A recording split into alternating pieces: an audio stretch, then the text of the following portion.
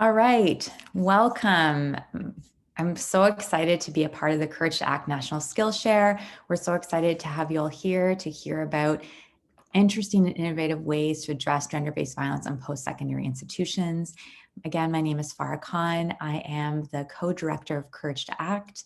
I use she and her pronouns, and I'm really excited to be here. And we're thrilled to welcome you today to look specifically at key issues to do with gender-based violence investigations on post-secondary institutions. We have a jam-packed session with lots of really amazing speakers, so we're going to get right into it. But before we go on, just a quick note on language and accessibility for folks. So you can turn on and off your captioning on Zoom. So just go into the captioning area by clicking the closed caption in the controls bar at the bottom of your screen.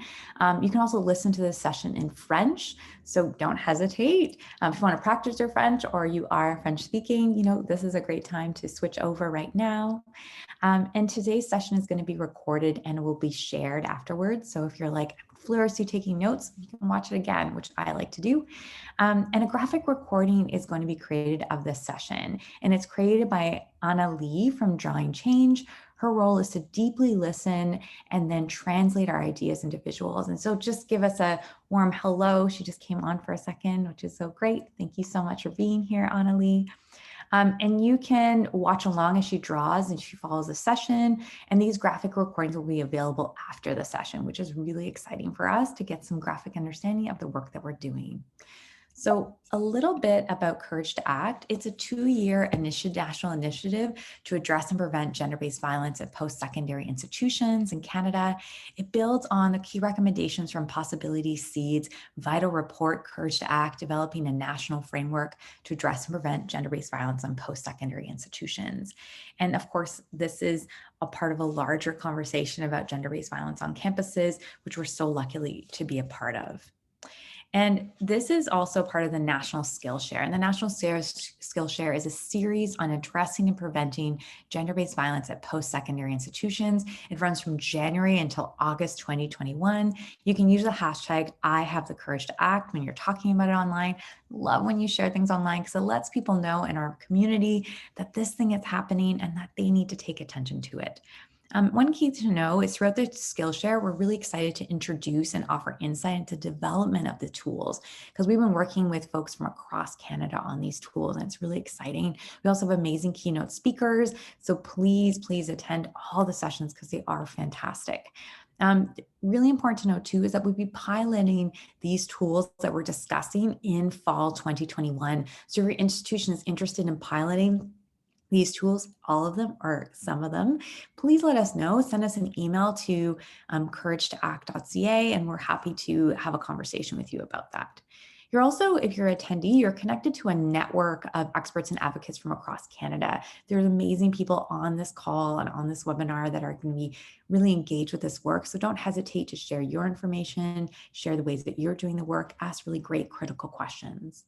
And really know that we are doing 10 live webinars around these things that are still coming up, so there's time to sign up. Our project is made possible by the generous funding and support by the Department of Women and Gender Equality Canada. And of course, that's with the federal government of Canada. And they have been instrumental in this work. The federal government made a $5.5 million commitment to address and prevent gender-based violence on post-secondary institutions, and we're part of that conversation. And it's so great to have their support and the leadership of course, Minister Monsef. We cannot start these conversations without recognizing the fact that we are an Indigenous land. And I really encourage you, if you're not sure about the Indigenous land that you occupy, go to nativeland.ca and learn more about it. We always begin our sessions really having that, recognizing that consent on the land and consent on our bodies is so linked, and the fact that this country was created on the sexual and gender-based violence against Indigenous people. And that's an important recognition that we need to make. As a settler myself, this is a conversation that is ongoing for me. And we recognize that gender-based violence is one form of violence caused by colonization to marginalize and dispossess Indigenous people from their lands and waters. Our project strives to honor this truth as we move forward to decolonize this work and actualizing justice for missing and murdered Indigenous people, including women, girls, and Two-Spirit folks from across Canada. One other piece with this too is self-care. You know, as someone who's doing this work in the pandemic, as a new parent, as someone who's trying to run an office too, it is intense, this work. And so we really encourage you to visit our self-care page for Courage to Act and look at ways that you can take care of yourself this work. You can also follow along with these conversations with the GBV National Skillshare. It's really important that we take care of ourselves if we're doing this tremendous work. So a little bit about the project that we're doing. So we are talking about the work community of practice today. There's some really great conversations that are happening. You're welcome to share questions with the Q&A box. Please share questions throughout. We'll be answering them at the end, but definitely do that. You'll also find a link at the end to the evaluation form. Please evaluate this. Give us this feedback. Tell us how you're feeling. Tell us how you're not liking. That's great. And also, we're really excited to start this conversation with Chandra Pasma. And I don't know if you know this powerhouse who just announced that she's running for, so I'm really excited about that. But Chandra is someone that I had the honor to meet 2 years ago now with this project. And Chandra brings a wealth of understanding. She is the Senior Research Officer in the National Office of the Canadian Union of Public Employees, where she works on issues related to post-secondary sector. She has been leading the conversations about reminding us that employees are a part of these conversations. So we cannot just focus on students, but employees are a part of the conversation, a part of the action that we need to take around gender-based violence on campus. So she talks about employment insurance and other precarious work. Chandra represented CUPE on the federal government's advisory committee on the framework to address and prevent gender-based violence at post-secondary institutions. She was instrumental in actually creating the Courage to Act report that came out in 2 years ago now. Oh my goodness. And before joining CUPE, Chandra worked in politics and for non-governmental organizations, specializing in social policy and issues of income security. Thank you so much, Chandra, for joining us. We're so thrilled to have you here. And I'm also congratulations about your new decision. So I'm going to stop sharing. Thank you so much. I'm going to stop sharing my slides and hand it over. Perfect. Thank you so much, Farah, and welcome everyone. Good afternoon if you're in the eastern half of the country, and good morning if you're in the western half. I'm joining you today from unceded Algonquin Anishinaabe territory in Ottawa, where it is snowing at the end of April. And as Farah mentioned, I am representing the Canadian Union of Public Employees, which represents over 70,000 workers in the post-secondary sector at universities and colleges in all provinces and in all job classifications except for permanent faculty and senior management. And CUPE's post-secondary sector has been unanimous in identifying the issue of sexual violence and harassment as an urgent priority. There's also concerns, though, that despite the work that's going on to create institutional policies, to provide training, and to find ways of preventing and addressing sexual violence and harassment on campus, that the perspective and the experience of workers has so far been marginalized. It's very important for the well-being of students and workers that institutional responses embrace all members of the campus community. But it's also especially important for survivors that they be given as much autonomy and choice as possible. Part of a trauma-informed response means empowering the survivor rather than taking away their autonomy. So making sure that they have choices that address their full identity. There's also a number of ways in which the post-secondary sector is unique for workers as well as for students. So I'll talk about why fulsome responses are really important from that perspective. But first, just to give you an understanding of what work looks like in the post-secondary sector. There's a tendency to think of it as just teaching and research, but the reality is that there are all kinds of work that is happening in the post-secondary sector. There's administration and senior management, so that's the president, the deans, vice presidents. There's faculty who can be both permanent and tenured or contract and temporary. There's postdocs and researchers who are doing mostly research but could be teaching a class on the side. Other academic workers, so teaching assistants, research assistants, lab techs, markers, invigilators, and other roles. There's librarians and library workers, information technology staff, clerical support staff who are both supporting departments and doing the work of administration, enrollment, etc. There's all kinds of custodial and maintenance support staff required who are doing everything from cleaning to grounds maintenance to fixing buildings and screwing in new light bulbs. And then there's all kinds of ancillary services, support staff, which depending on the size of the university or college could include food services, counselors, lifeguards, residence assistants, parking lot attendants, and more. Within this framework, there's a hierarchy of workers and worker power. So not all workers have the same power and resources if they are the survivor of an incident of sexual violence and harassment, but also not all of them have the same resources and power if they are accused of having perpetrated violence.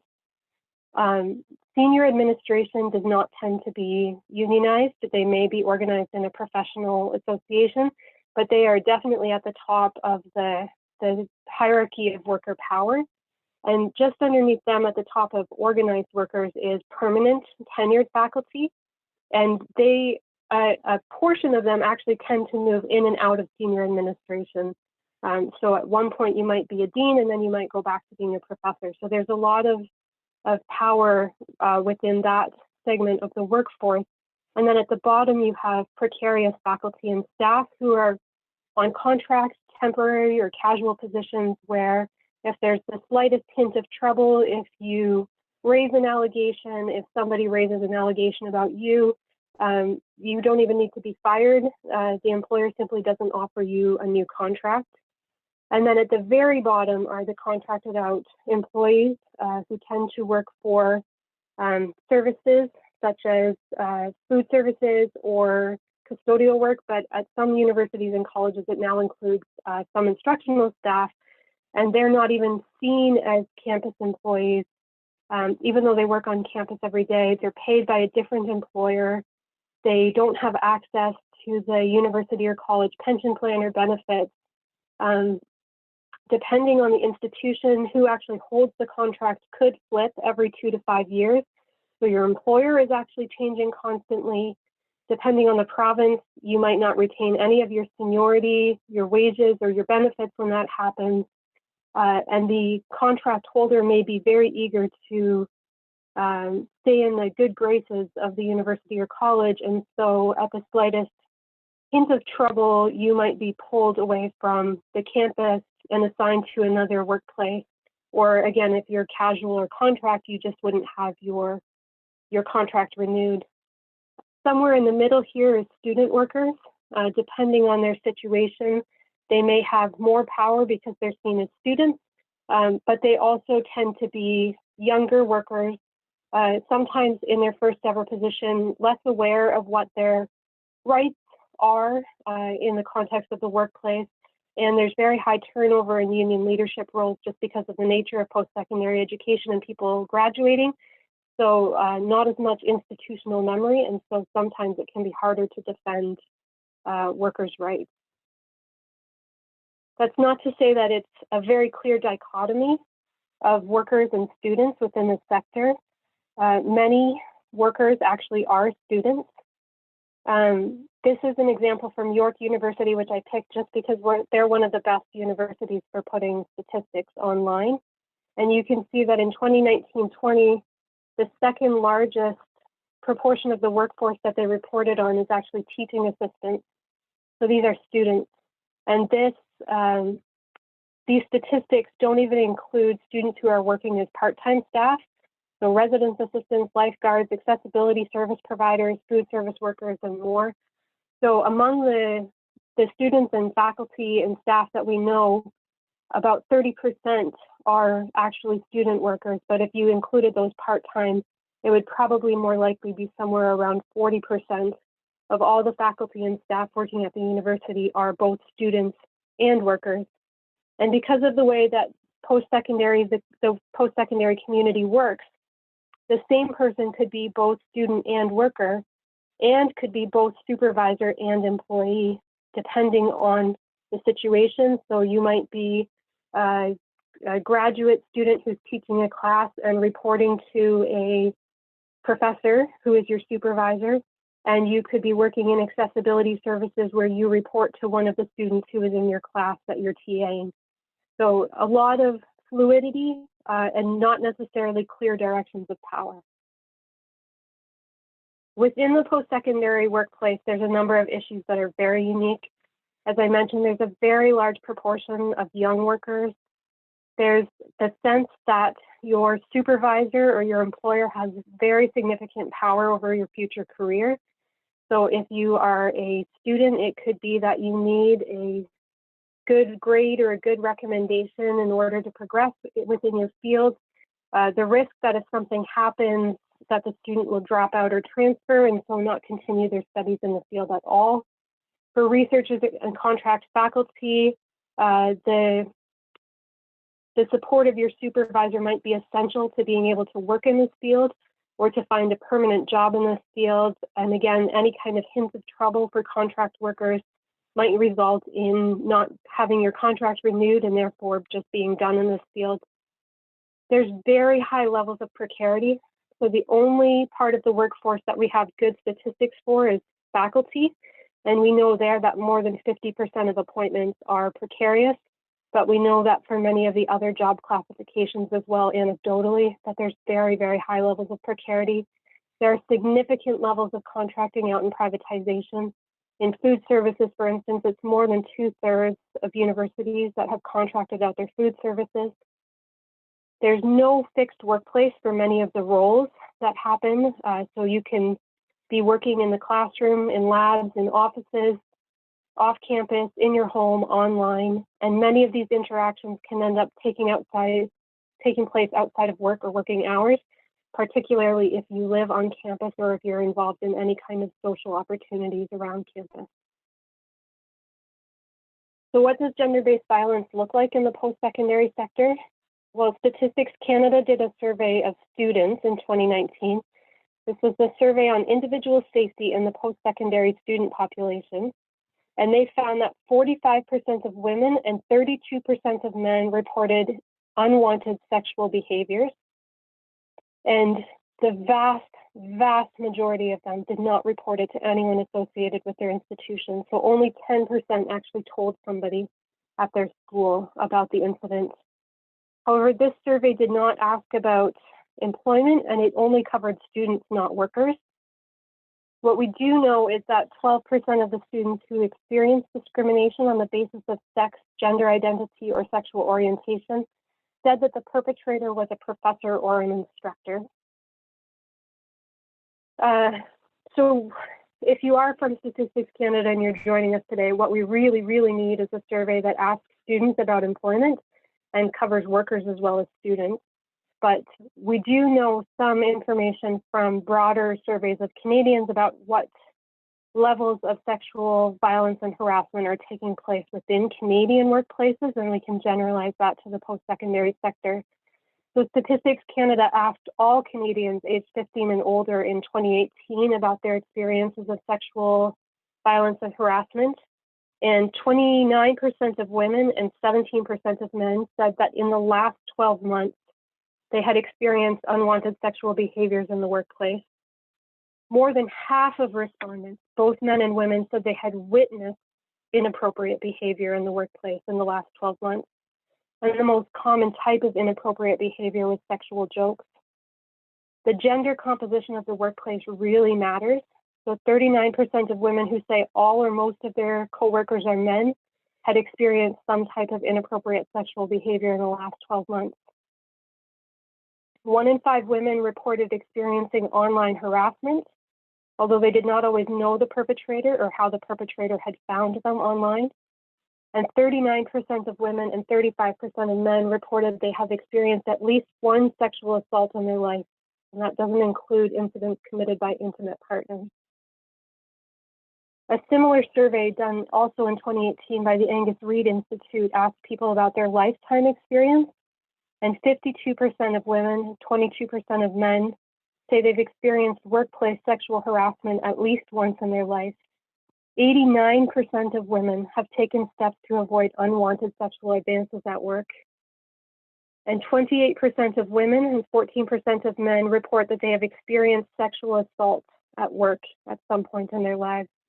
And there is a correlation between harassment and assault. So half of the women who have experienced sexual harassment at work have also experienced sexual assault.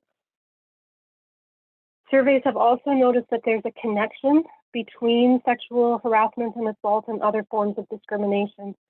So workers who are racialized, living with a disability, LGBTQ+, precarious rather than full-time or permanent residents of migrant workers are also more likely to experience sexual violence and harassment in the workplace.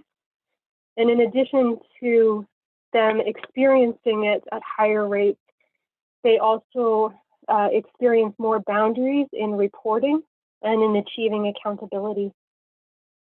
The survivors themselves, though, may not actually experience the behaviors as primarily sexual because of their intersecting identities. So they may experience sexual harassment as a form of racism, for instance, or as an attack on their immigration status.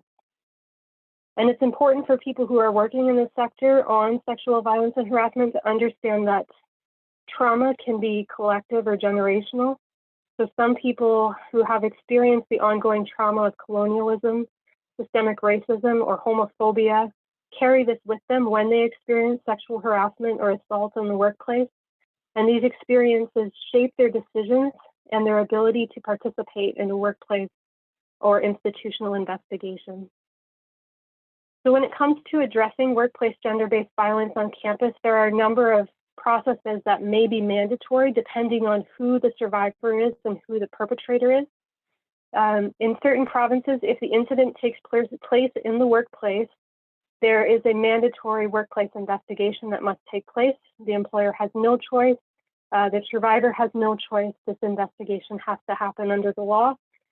If the alleged perpetrator is part of a regulated profession, such as a social worker or a doctor, in some provinces a child care worker, then the professional regulatory body may require mandatory reporting when an employer becomes aware of an incident. And in certain instances, such as when the victim is a minor, the employer must report the incident to police. But there's also optional processes that depend on the choices of the survivor. They could also depend on the institutional policy, which may limit the survivor's choices. So some institutions limit institutional complaints to students and will not allow a worker to complain, for instance, but some will also limit the ability to combine different processes. So you wouldn't be able to have an institutional complaint and a police complaint, for instance. So there can be more or less power to the survivor depending on the rules of the institution.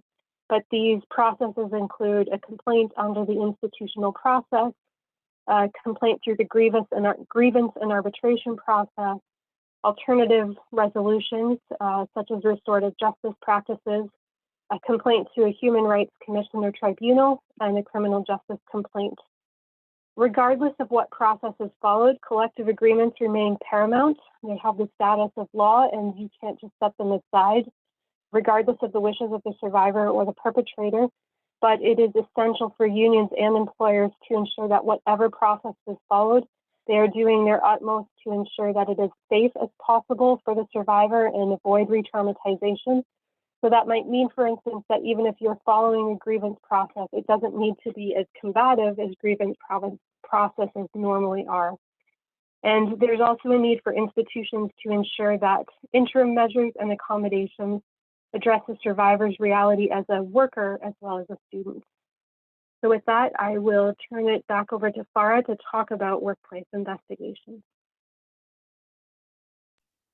Thanks so much, Sandra. That was such a great overview, and I really appreciated that you brought up the precarious status of so many workers on campuses and how we need to address that piece. So I'm going to move us to our next part, which is talking about the panel piece. So we're going to be talking with my esteemed colleague, Angela Bradley. But before we get there, I just want to tell you a little bit about how this working group came about. So we started looking at the principles of gender-based violence and investigations at post-secondary institutions and kind of created a comprehensive guide for workplace investigations. And so who this tool for is really clear. It's for people who are hiring, appointing, or advising workplace investigations for gender-based violence and complaints. It's for workplace investigators, so people that are coming into institutions, people like Angela, and those tasked with evaluating investigations reports. So actually looking at the investigation report and saying, okay, how do I make sense of this? So understanding it. And there's a development tool. This tool became a behemoth of multiple tools. So we looked at an environmental scan of relevant legislation, policies, and acts in every province and territory in Canada. We also did surveys and interviews with colleagues involved in post-secondary complaints processes. And then we identified 4 principles for workplace gender-based violence investigations. And as well, we compiled the guide, which includes practical suggestions for each of the principles and a tailored checklist for different users of the tool. And so I'm going to invite Angela Bradley, who, when I was asked who I wanted to work on this to bring together investigations, Angela was the first person that came to mind. I've had the honor to work with Angela before, and I'm really impressed with her trauma-informed but procedurally fair way of approaching these conversations. Angela has over 20 years of experience in practicing employment and labor law in the United States and Canada. Since 2015, she's devoted her practice to workplace investigations and mediation, including trauma-informed investigations of gender-based violence within post-secondary institutions. She's been working to develop a tool for trauma-informed investigations, and I'm so happy to pass on the mic to her now. Angela, just tell me when to. Great. Yes, and that's just tell me fine when if to you push. want to push forward to the next slide. That's great. Thank you so much, Farah. And I want to also acknowledge and thank Anuth and Kelly for the amazing work. It's been so wonderful to work with them both. And as well, I want to acknowledge the complaints community of practice. Their guide, the comprehensive guide, is an incredible tool. And I really appreciate all that work. It's been really helpful in bringing forward this work as well. So why is this tool important? Why is trauma-informed approaches? Why are they important? I think we're now at a crossroads where a lot of even the legislation across provinces and federally are really looking at competencies. And particularly in Ontario and in the federal government, the statutes around health and safety are actually looking at the baseline of what is a competent, trained investigator. So that is just the baseline. And I think what I would like to see is that trauma-informed practice is part of that definition in the future, because as I'll go through the slides, being trauma-informed and being fair and transparent to everyone involved in an investigation is just supporting procedural due process and fairness for everybody. So I think it is the ideal. When I receive a file, and what I recommend is when something comes forward to you, when you're accepting the case, assume that there is trauma, because you'll probably be right. So throughout the investigation, if you start with that assumption, and then you treat the people involved with that assumption, even into your report writing, where you still have that assumption and you are not operating on any types of myths, or you're not, misquoting or paraphrasing incorrectly, or that would support any sort of myths in your writing. So it's an assumption that you keep throughout that I think is very helpful to guide the entire process.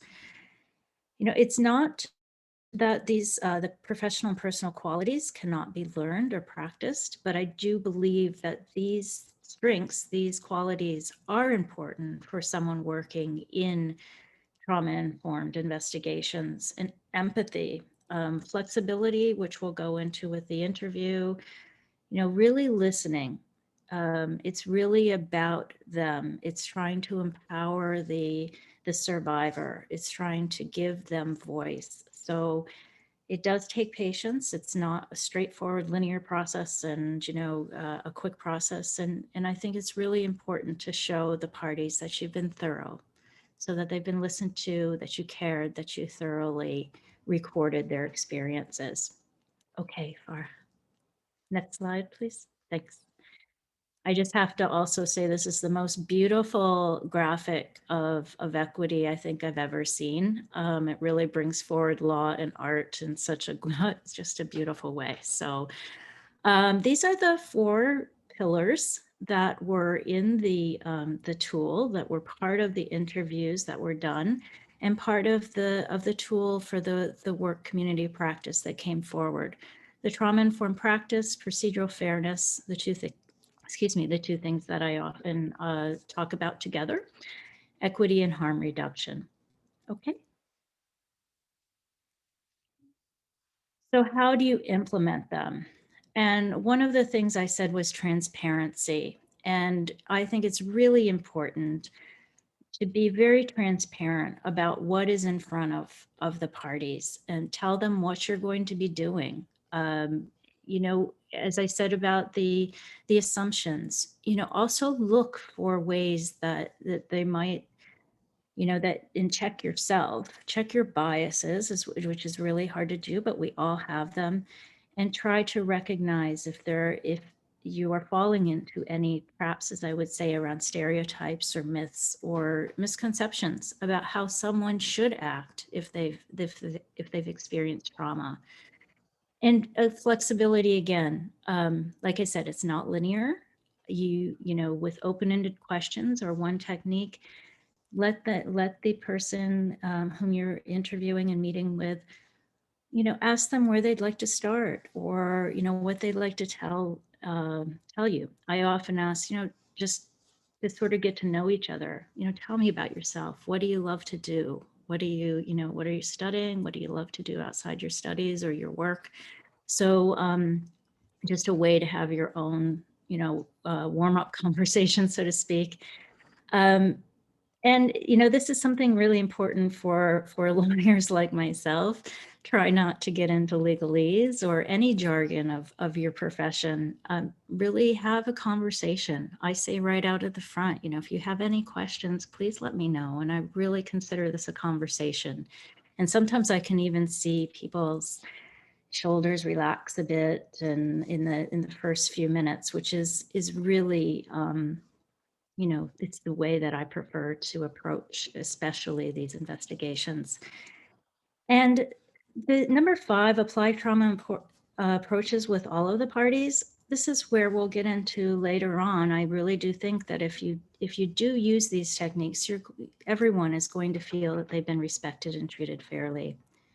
Okay, next slide. And this goes more into the actual report writing. You know, the person receiving your report may not agree with you, but what you really want to make sure is that you've written it out and you have your clear written reasons for the findings that you've come to. You know, the same thing on the other end, a reasonable notice. You want to give both parties notice and an opportunity to prepare for meeting with you. And again, the bias piece, check your biases throughout the investigation. It's not just at the front end, because investigations are very organic and things can come up. People can tell you things, and it's almost like you need to run that through your filter of bias. And, you know, the flexibility in being responsive. You may need to be rescheduling. You really want to try not to meet a lot with try to get as much as you can from the first meeting with the survivor. And flexibility, one of the techniques that I found was helpful when the survivor just could not come to tell the story over again of the actual incident. We could rely on the security report if it was available and just kind of fill in some gaps as to not re-traumatize the survivor. And one of the things that I do when it's coming to both parties is the respondent. I will give in writing in advance a summary of the allegations that they can review. And on this last note here on the slide, I think it's important when we're looking at the allegations that both parties have a support person or a representative, and that they're given that opportunity from the very beginning. And I think that goes a long way, and not to sound too lawyer-like, but to have a defensible investigation and something that can hold up if there is a review of the investigation. Okay, thanks. Next slide. And again, at the very outset, I try to make sure that everyone understands who I am and what I'm doing and what my background is. I put that into an introductory letter in writing, but I want to make sure that I can show the relationship that I have with their employer in the workplace. And usually I'm setting out that I'm impartial and I don't know the people involved. And so that helps with the whole perception or actual bias that people may feel. Going back to what is a competent investigator, there is the baseline competencies, but I think in trauma-informed, people should know, the investigators should know what the elements of trauma-informed investigation are, what are some of the techniques that should be included. And in this context, and I've said this on a couple of other panels, I believe we are at a point now, whether it's in PSIs or in society as a whole, that we cannot, I think that trauma-informed and anti-racism or anti-oppression need to be treated together and as one. So it's what Padma had said at the beginning about looking through that intersectional lens as well. And I believe that's incredibly important right now, that we take into account cultural sensitivities, generational violence, trauma, all of those sorts of things.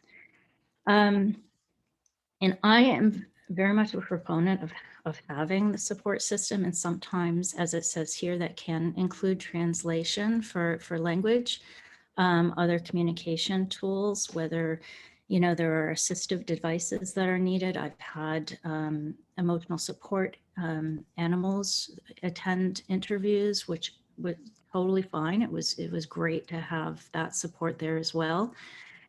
And so I really think that it's very, open approach, trauma-informed investigation work, with openness and humility would be how I would sum it up.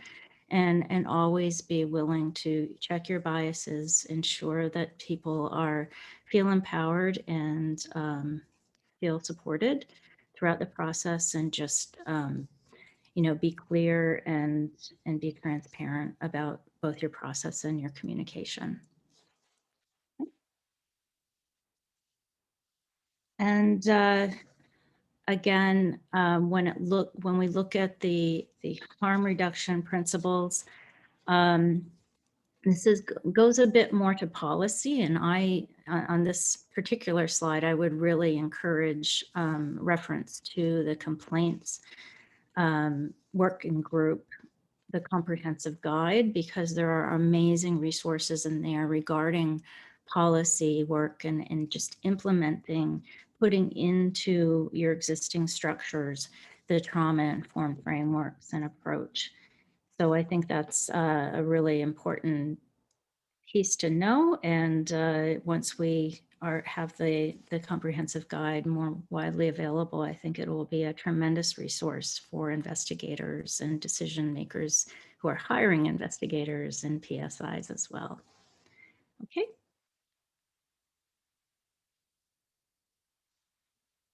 And this is some of the techniques here, implementing the principles in the investigation. This is a personal one that I in my checklist framework sometimes said, you want to make sure that the person can be supported within work hours. So no, not Saturday night emails or anything to try to organize your schedule. And mitigate risk and address symptoms and effects of stress. And one thing I have learned is that it's always great to, especially when we can go back to in-person, to have those snacks, to have the water, the tissues, even to have something to work with your hands. It's really helpful to try to mitigate the stress, because even the process can be stressful. Okay.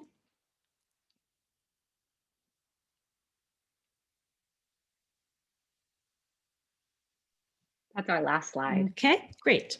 Okay, thank you. Thank you so much, Angela. And Angela, I'm really excited about the tool that you and Zainab and Deb and Brittany, and there's a whole host of people, but you've been leading, and I really want to say thank you for that. And I want to bring on two fantastic people that we're actually going to have a conversation now about trauma-informed ways. We're going to go a little bit over time, so 10 minutes over time. So hopefully people will stick around for this awesome conversation. So I just want to invite Jai-Ching Wilson Yang, who I have the honor of working with at Ryerson Sexual Violence Support and Education Office. She is a trans woman working in Toronto that has been supporting survivors for over 10 years in various roles, and is also an award-winning writer that's very shy about speaking about that. And then we also have Amelia Golden with us, who has the best last name, and she is the owner of Golden Investigations, a workplace discrimination and harassment firm which specializes in post-secondary institution investigations and school boards and government ministries and agencies. As an individual who's been working in the field of human rights since 1998, Amelia is focused on integrating cutting-edge human rights analysis with solid investigation practices as a way of promoting working and learning community growth and well-being. So welcome, everyone. So I'm just going to start our questions here. First, I'm going to go to you, actually, Jai-Ching. I'm going to ask you this question. So why is it important to even have trauma-informed workplace investigations? Thanks, Farah, and thank you everyone for having me here. Definitely thank you to Angela and Chandra for what they brought earlier on the panel. I've taken notes and really into it. And I think what's important about trauma-informed investigations has kind of been talked about by our previous speakers, but I really would like to emphasize like the quality of information that's going to be given in the investigation. It increases when we're using trauma-informed practices. So I've had the pleasure of sitting in investigations, well, maybe pleasure is not the right word, but sitting in investigations that Angela's running and seeing the pace at which she speaks, the way she explains things, just bringing in that like a lot of space and room for the survivor to have their feelings, to acknowledge it, to take breaks, has just changed so much the ways that survivors share information in those investigations versus other investigators that I've seen that don't provide that kind of space, that are a lot more, pushy, if I'm going to use a word, about getting the information. And I think, when we talk about putting together an investigation and procedural fairness, you want to have good quality information. And we know that the most common response to trauma for survivors is freezing. So if a survivor is feeling overwhelmed and traumatized in the investigation, you're going to see folks freezing, not saying anything, or kind of gapping out, dissociating, or they may argue with you, right? And you get a fight response. And again, the quality of the information that you're getting in the investigation just goes down. So you don't have procedural fairness because you're not actually getting a clear story from the complainant or the survivor in the situation. And I don't have as much experience supporting respondents, but I would imagine it's very much the same, right? Because we know that respondents also are survivors sometimes and are also trauma survivors. So bringing this in on both sides really helps the quality of information. That's I really appreciate that piece around just reminding people that it actually makes the process better when you're trauma informed. And that's what I'm kind of hearing as a thread here from all the speakers. And I want to go to Amelia and ask, and Angela, hopefully you can pipe in as well. But there's a whole thing about, if you are trauma informed, then you can't be procedurally fair. And if you're procedurally fair, then you can't be trauma informed. And I think, it is a myth, but tell me why it's a myth, because I want to understand it better. And also I want to be able to explain it to when I'm working with other institutions around this, because there's such pushback around that. So Amelia, do you want to start us off and then Angela join in? Actually, Angela and I were talking about this earlier, and Angela, I thought it might be best if you started off. Okay, fine. Yeah, we did speak about this, that there has been a tension even in the work of the, that was done with the complaints community of practice and with the work community of practice. There is this tension out there that, you're either, if you're giving too much on the trauma-informed piece, then the respondent is, not being treated fairly, and vice versa. If you give, I still see that there's a, perception that the respondent should not receive the allegations in advance. There's still an idea out there, and I've noticed south of the border that this is more prevalent as well, that the element of surprise, that people feel that they will get more truth if they surprise the respondent. That's not really, in my opinion, following the edicts or the foundations of what procedural fairness is all about, the right to be heard and to be heard by an impartial decision maker.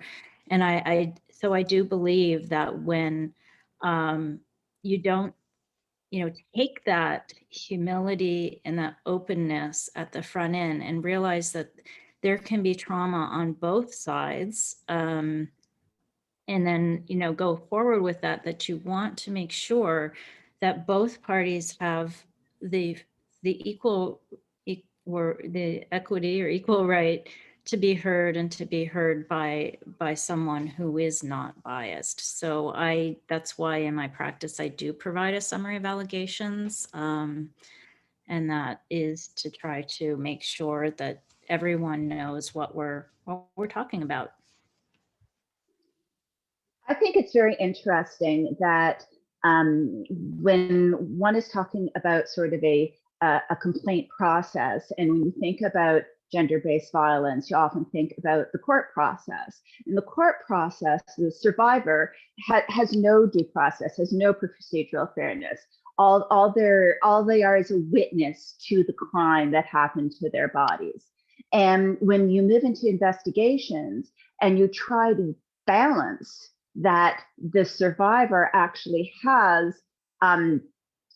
rights and rights to fairness and rights to an equal voice, then that becomes seen as skewed and often given the survivor more, when in actuality it's just sort of trying to correct the criminal process, which gives the survivor nothing, or at least no control over their own statements and their own experience. So procedural fairness, there's a few basic precepts, as Angela was saying, make sure everybody understands what they need to be answering to, what the allegations are, a fair opportunity to speak to any counter evidence that comes up, that the person hearing the evidence is the one making the decision. There's basic precepts to procedural fairness.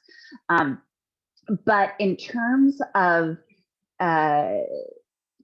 it's a phenomenon that we see so often, that when and let's say the majority of complainants in gender-based violence are women, not certainly all of them, but in the situations that I deal with, I would say the majority in the numbers are women.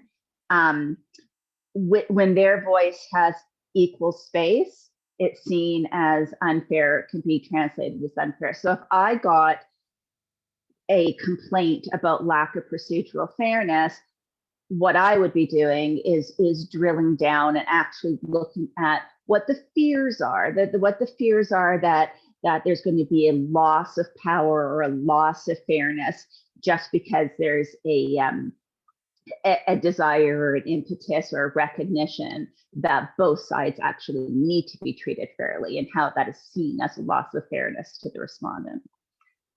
So. And it's such a thing to balance, because we see time and time again now also that respondents are suing universities, or there's more of a litigiousness on that side, or also lawyering up when they're going through this process. So it's like, how do you do this in a way that's actually going to be procedurally fair, trauma informed, and not move in a way that actually does more harm than good on any side? One of the things with that too, Amelia, and I wanted to kind of flow on this, and maybe Jai-Ching and Angela, you can jump in, is the piece where a complainant says, okay, you know what, I don't want to participate anymore. So how do we actually move forward to do that procedurally fairness, and how do we do that from a trauma-informed place? Because there is a time where complaints are like, you know what, it's been 5 years of my life and I'm finally ready to say something, and now I don't want to go forward, or this process was too intense for me, or I just don't have the financial resources to keep going with this. So tell us some ideas around that piece, because I think that one is really tricky sometimes. I agree. There's definitely a tension between having an investigative process being trauma informed, and then the law, at least in Ontario, which is that that once an institution becomes aware of certain transgressions, they have a responsibility to investigate to the extent that it's appropriate. And so you can often get a complainant or somebody who's experienced sexual violence, gender-based violence, and they don't want to move forward with it, but the institution, having become aware that this is an allegation, they have a responsibility. They have a responsibility to the rest of their community that they don't just bury it and they do address it. It's something, actually, Angela, I've been thinking a lot about since our conversation the other day. I think we do exist within the legal framework, and we do have to do our due diligence, and that's part of the reason why we're hired, so that the institutions know that they're fulfilling the requirements in the way they're required to by law. I do try to have a conversation with, if let's say at Ryerson, consent comes first, the different organizations that are there to support and may already have a relationship with the complainant, just to fully flesh out what the picture is and see if any of the reticence can be dealt with, because I far prefer having an investigative process where the complainant has a voice and feels empowered to use that voice. At the same time, completely understanding that it's within their rights and their own autonomy to pull back and not want to proceed. But at that point, legally, the institution does have to continue going forward. And it's not the kind of investigation that I like doing, because it's not balanced, but it can be the best that we can do. And unfortunately, sometimes that's where we have to settle. I just wanted to add one idea, and it's not always successful, but I agree with Amelia. It doesn't feel right to not have the complainant's voice. So what I have offered sometimes, especially if the university or college has already said that they will take the complaint forward, I'll offer to the complainant, would you like to be a witness instead? And I'll explain, at least in Ontario, that means, they won't get the results and any corrective action that was taken, but their voice is part of the investigation. And to me, that's,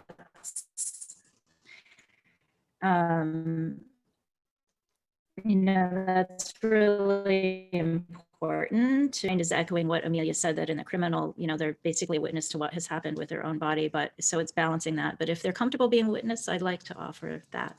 So I really love that. And I love the ideas of, when we're talking about trauma informed and talking about consent, giving people options is always a way for people to feel safer in those moments. Judge Ching, I see you shaking, like nodding your head, not shaking your head, nodding your head. Do you want to add anything to this in terms of things that you've seen in terms of investigators being trauma informed or working from a trauma informed place? Can you give some examples that you've seen in terms of your own work, or things that you're like, oh, I wish they could do that more? Well, definitely, providing breaks, having support in the room. I've been in investigations where an investigator doesn't want me to speak at all, and they just want me to sit quietly and not interact. And I can appreciate not wanting me to be influencing the testimony that the complainant is sharing, but that sort of set something up at the beginning where I knew that if I was going to be intervening, I might be frustrating the investigator, which may impact how the student was feeling or how the complainant was feeling. And generally, when I do interrupt or do anything like that, it's just to check on if the survivor, the complainant, needs a break, or if they want to take a pause, or if they would like me to recount the story of the incident. and then they can provide correction to me. So those are things that have been helpful and also not helpful.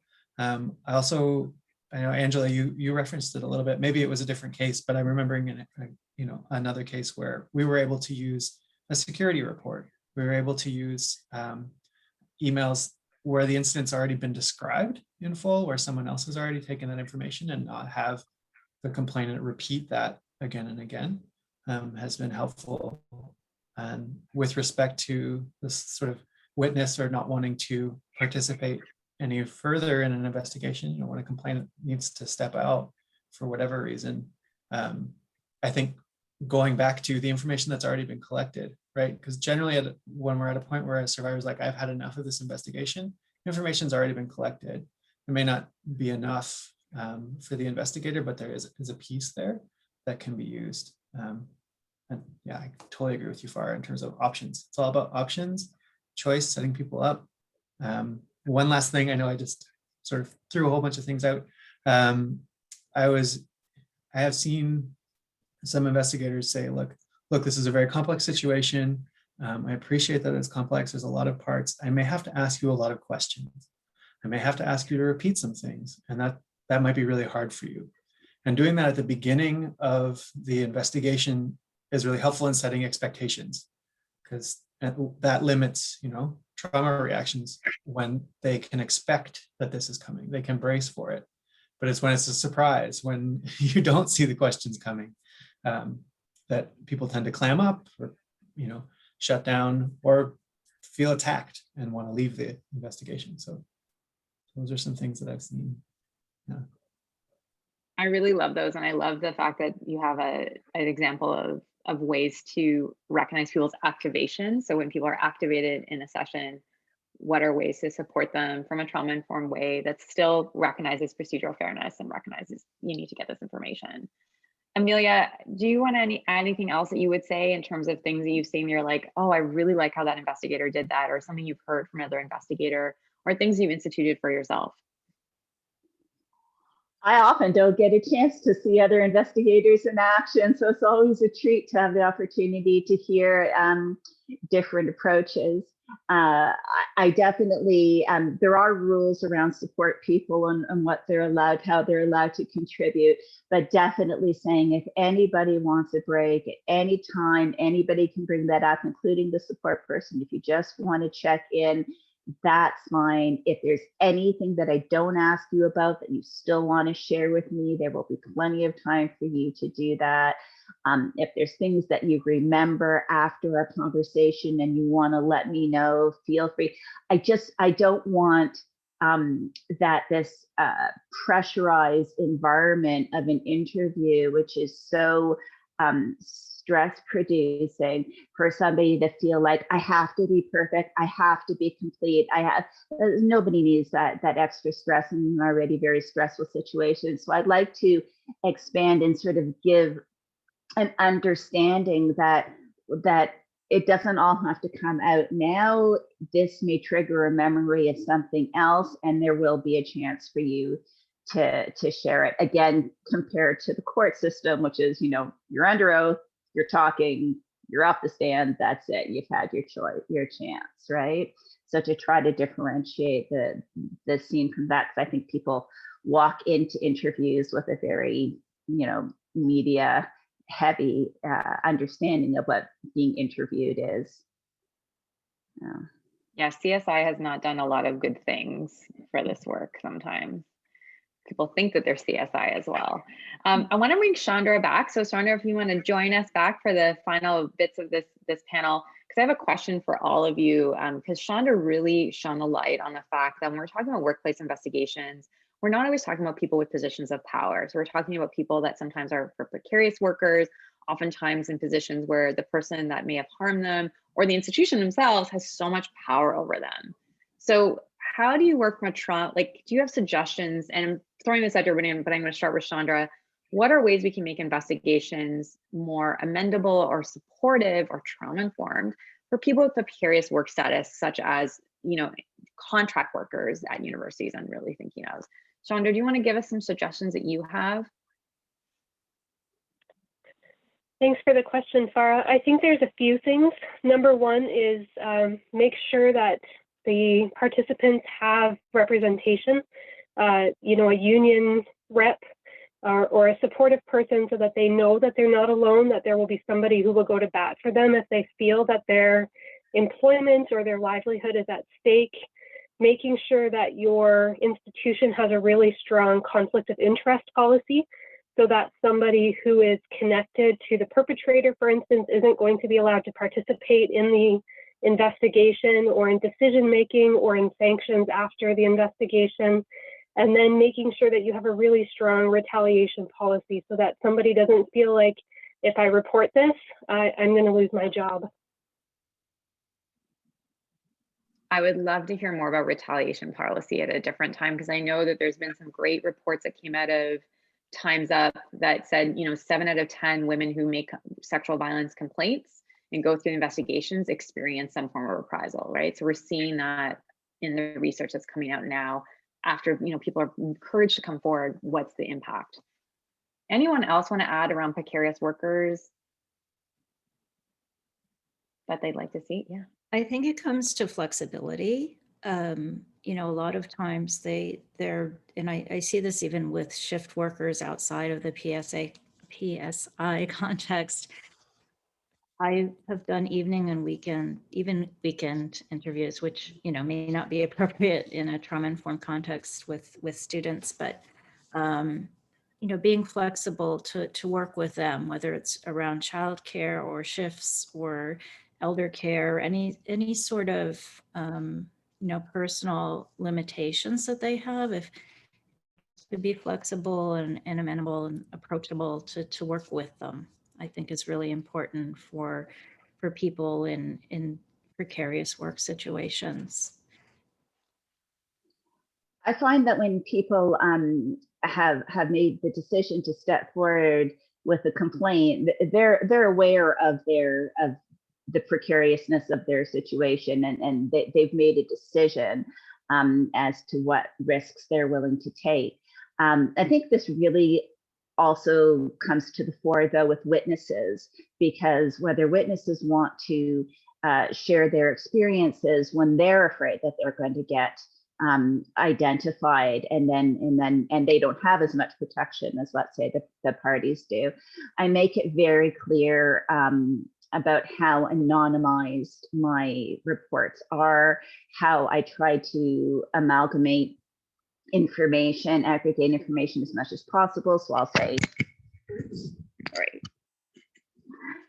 So I'll say 3 out of 5 witnesses said they saw the respondent act in a certain way. Like I try to anonymize as much as possible and give that information to the witnesses. Also, in some institutions, the parties see the reports. In some institutions, they don't. So I make sure that that's very clear, and also at what level in the reporting structure somebody will actually see the report. So if it's somebody's supervisor, well, they know me really well too, but and I'll say, no, we'll bump it up to, a provost, we'll bump it up to somebody, so that there's enough separation between you, that the information that you give me will allow you to remain anonymized. It's not always perfect. Sometimes there's 3 people in a room and everybody knows who the person talking is. But I do try to give the witnesses, who are often in precarious positions, especially in post-secondary institutions where so many of the positions are part-time or student-based, that they can get some solace from that, or a feeling of protection. Any you'd want to add, Jai Ching, in terms of from the side of supporting someone through that process? Yeah, I really appreciate what everyone said beforehand, especially in terms of the retaliation and the reprisal piece. That's definitely a big one that we come into, especially when I'm working with staff or, people with the sort of blurry boundaries that Chandra was explaining earlier on, around like TAs who are also employees, who may be supervising other TAs but are still students. and the careers that they're building are very much dependent on the people who are supervising them. And coming forward with a complaint, even if it's not about their direct supervisor, if it's about someone else, supervisor getting wind or being a decision maker, really impacts the way people are sharing information and willing to share information. And there's definitely been more than a handful of situations that I've seen since I started at Consent Comes First, where people are like, I would like to come forward. I would like something to be done about this. I would like this to change, but I know that if I do this, it's going to impact me. It's going to impact, the one other woman in our department, like things like that. So when I think about reprisal and retaliation, for me, it really pulls into the ways that the university is structured and what kind of policies are in place, because there are systems that create and allow for situations of sexual violence, right? And there's such a cultural standard of people dating their TAs or dating their grad students, right? Like it's alluded to in so many different, movies, films, books, whatever. And then we know what happens in real life. So having things in place that stop that, I think are really important ways to be combating gender-based violence on campus, right? Like, yes, the investigation piece is key, and I know that's what our focus is today, but I think Chandra's presentation really highlighted for me the systemic ways that gender-based violence is allowed to thrive in PSIs, in general, right? Like as a site, PSIs have so many little holes and places and overlaps where sexual violence and gender-based violence can flourish, which is why we're here. I know it's great, but yeah. That's a great way to kind of end our kind of conversation. Thank you for reminding us that it's not about individuals, it's also the systems that uphold and create the spaces where this happens. I want to really give a big thank you to Chandra, Angela, Amelia, Jai Ching for sharing your knowledge and expertise with us today. I'm so excited about this tool. There's so many people that have worked on it. I really want to take a moment to also thank the work community of practice for their contributions to the tool. Our deepest thanks to the consultants, Stephanie Togas, Elizabeth Tuck, and Rebecca and Angela Bradley for collaborating on this tool with us. Lots of people were working on it. Also, I'd like to also say thank you to the complaints process folks, Deborah Irks, Zainab Jaffrey, and Brittany, who've been working also on this. As you can see, Anna Lee from Drawing Change has been creating a beautiful illustration to represent the conversation we're having today. That final graphic with a video recording and transcript will be available on our website in the coming days. If you're interested in learning more about this tool or learning more about the opportunity to pilot some of these tools in your post-secondary institution, please follow the Courage to Act project, and you can sign up for piloting opportunities for the fall 2021, and this will be one of the piloted projects. Don't forget to registration open and sign up for more remaining sessions. Please fill out your evaluations and tell us what we could do better and what we did really great. And also know that you can sign up for more things. And I want to thank you all for attending. I know we went a little bit over, but it's so great to see everybody stuck around, and the conversation was so full. So have a great day, take a deep breath, take a break, and this is such a beautiful illustration. I love it so much. I hope everybody has a great day. Thanks so much. Bye, everyone.